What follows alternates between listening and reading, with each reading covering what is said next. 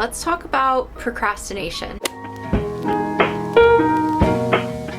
If you've ever told yourself you work better under pressure, then this video is for you. I used to be the queen of last minute everything. I was always the girl in high school and college who was pulling an all-nighter, writing the research paper the day before it was due. You know, a lot of that really carried over into adulthood and my jobs and putting things off. Because I never received any sort of real life negative consequences, I just told myself that I work better under pressure and that the end result was better because I had to think quicker to get it done. However, this mindset really started to burn me out. And no matter how many times I was able to pull this off, the stress never got any better and it really wasn't worth it. I stopped being a procrastinator and started to work ahead, not put off tasks, and really get things done, which is life-changing, to be completely honest. Not always working up until the last minute of a deadline or a due date is just so freeing. You can do this too. So let me share these tips that you can implement into your life and help you to hopefully shift your mindset into a new way of getting things done. Okay, so the number one tip I have is that I started working ahead. And I know this is easier said than done for us fellow procrastinators, but just having a plan in place and working ahead to accomplish small steps and small tasks really make the outcome way better. You stress way less. And when I get to the end point, future me is always so grateful that past me thought to work ahead. For instance, a real life example right now is I'm batching my content. I actually have 2 videos already uploaded in YouTube to post my normal Sunday vlog content. In total, I would now consider myself 5 weeks ahead. And it's honestly just really life-changing because you're not always rushing to get content uploaded. That's just an example for YouTube, but you can apply this to other areas in your life as well. A real life example relating to a job, you would just create small steps before the due date to start tackling these tasks that will lead to your final outcome. I do this in my job now. I've implemented this style of working in the past several years, and honestly, it's really, really amazing. I will say that having more time almost creates less focus because I experienced this when I was laid off last year, and having just so much time on my hands really caused me to stall a lot of things and procrastinate things because I didn't have any real deadlines. They were just self-imposed deadlines, and so I didn't feel like I was working towards anything. So that's kind of a different beast, if you will. So my second tip is that something that might help you, that helped me get into this mindset, is timing yourself. So if you have a 20-minute task or a 10-minute task, get a timer. You can just set the timer for a specific amount of time. Let's say I want to film this video. Let's give myself 20 minutes. There we go. It's actually really helpful because it kind of gets you moving in the right direction. You're not just sitting there, you're actually feeling the need to do something in that amount of time. And so I often will set this timer for myself. I know it's very childish to think that you need to set a timer for tasks. The way that it helps me is when that timer goes off, I know it's kind of like time to move on to the next task. Something that I often will do is I'll get kind of caught up in specific details around something and I spend way too much time on it. And so when the timer's over, it's time to move on to the next task. This has just really helped me. Okay, another thing that has really helped me to stay focused and more consistent with my time management is writing out my to-do list the day before. So I have this journal. It's actually not dated. I love this one because it's not dated. I actually picked this up at Paper Source. Here's the brand if you're interested. And it has sections to fill out, which I really love because it makes me feel like I have moments to pause. Basically, it has top 3 priorities up here. Then you write out your tasks for the day. You can add meetings and things over here. And then it has a spot to put today's intention. And I like to just add like a little quote. Things that you're grateful for, you could put there. This side just has a space for notes, which I really appreciate because I take notes during meetings and this is where I do that. And then it has this like today's act of self-care, and then you can circle some sort of movement, little water tracker. This is very just like, again, kind of going in line with getting out of the digital space. I know you can do this all in an app, but I just really like the process of filling out a physical notebook.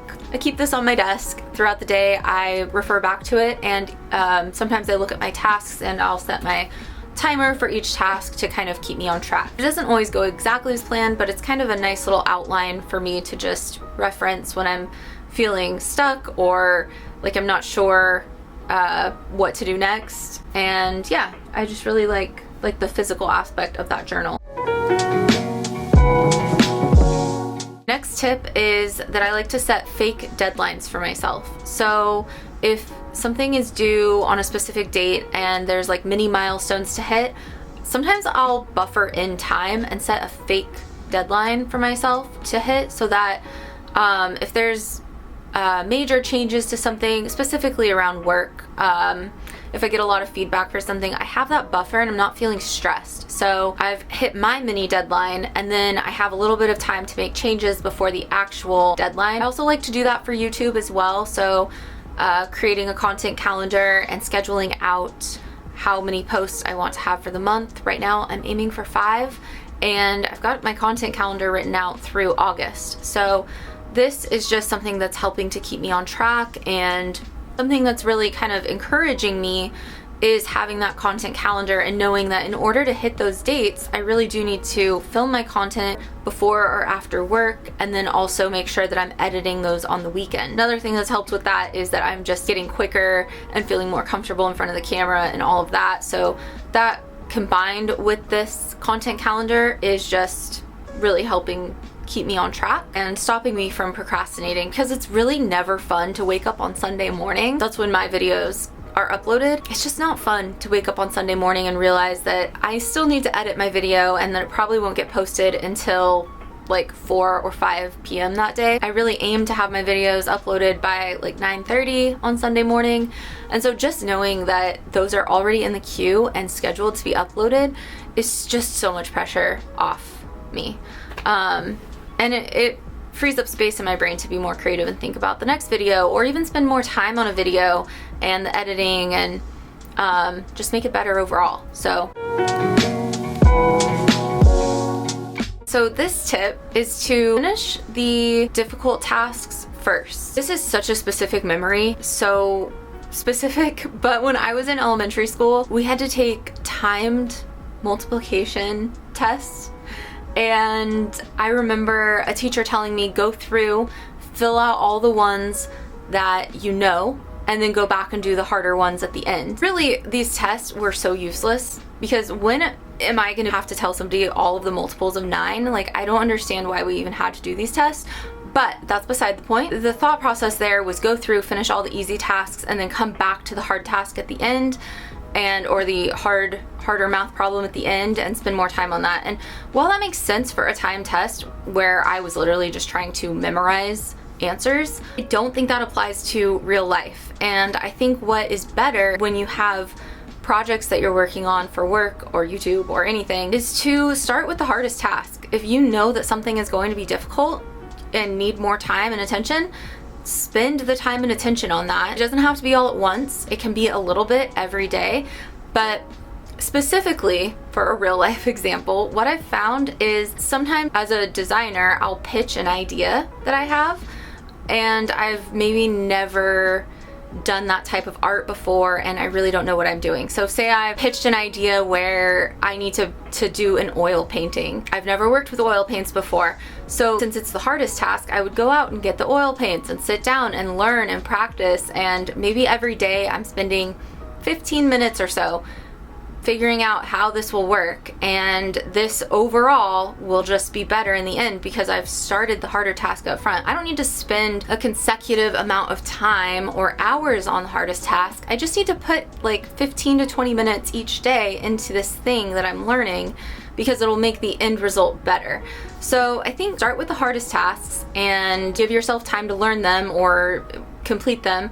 and then move on to the easier tasks that you know how to do, because you already know that those are going to go super quick anyways. So why would you do them all up front? Because the whole time you're doing those and then you leave your hardest task for last, you're going to be stressed about, oh my gosh, how am I going to do this oil painting? I've never done oil painting. Like, where do I even start? Okay, now I'm doing all these tasks beforehand, and then, oh gosh, I only have like 3 days before the due date and I still need to learn how to oil paint. So there's like, I think, a lot of stress that comes with putting the harder tasks off until the end, and just, you know, front load those tasks, do the stuff you know after.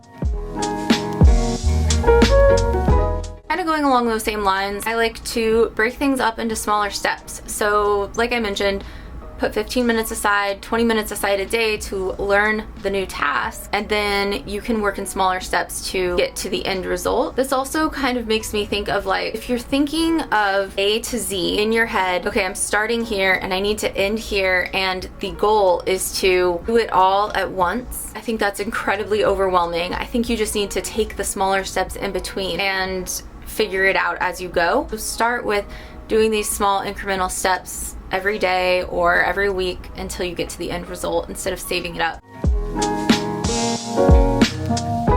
Okay, another tip I have for not procrastinating, staying focused, is if you have a lot on your plate already, it's okay to say no to new things. So a real life example would be, I'm wanting to do YouTube and stay consistent here, and I have a full-time job, and I'm writing Substacks, and I'm also trying to keep my garden alive and healthy outside, and I want to spend time with friends, and oh no, there's this like opportunity that pops up that's a really cool freelance project. I want to do that too.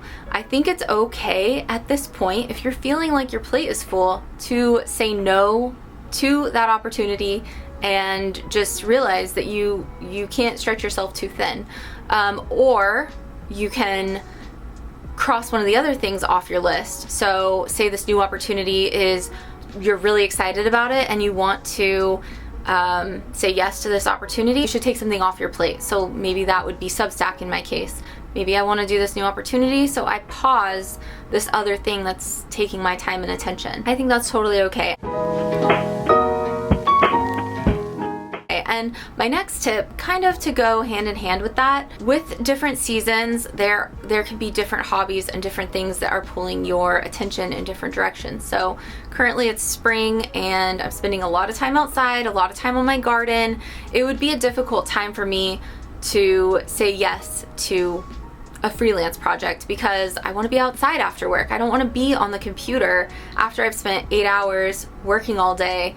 I'm not going to want to do more freelance work. I'm gonna want to go out in the garden. So, you know, you can just say, my plate's really full right now and I'd love to work with you. Maybe if you have a project in the fall that you think I would be a good fit for, now is just not a good time. And so you're still leaving that door open. You could still work with this company or on this project in the future, but in the summertime, leave space for yourself. That's my last tip. See how I'm doing with my time. 2 minutes and counting. I hope that you enjoyed this video. I hope that it gave you some inspiration and some tips to help you get out of your own procrastination habits. Times where I have found myself crying in the corporate bathroom and panic attacks, all of that. And so I've found that not procrastinating really helps me avoid those scenarios, you know? With that, I think I'm gonna end off this video. As always, thank you so much for watching this video. If you enjoyed this, please like and subscribe, and I will see you in the next one.